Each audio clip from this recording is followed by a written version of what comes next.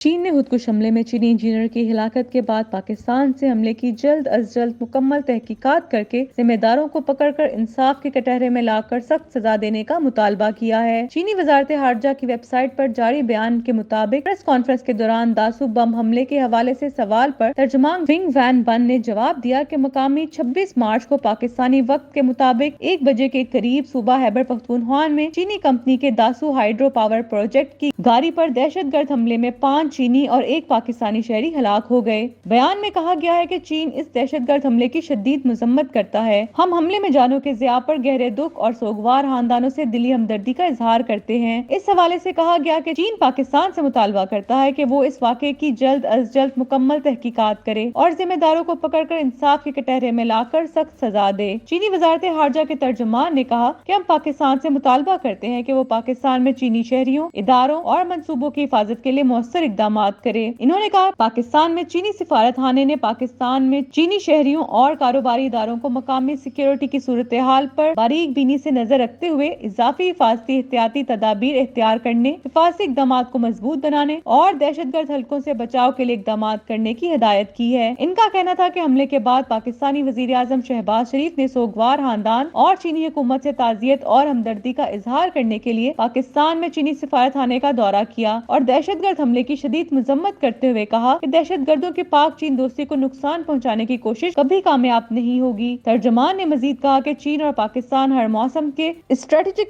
شراکت دار اور آہنی بھائی ہیں اور پاک چین اقتصادی راہداری کا منصوبہ پاکستان کی سماجی و اقتصادی ترقی میں بہت بڑا کردار ادا کر رہا ہے۔ ان کا کہنا تھا کہ چین اور پاکستان کے درمیان تعاون کو کمزور کرنے کی کوئی کوشش کامیاب نہیں ہوگی۔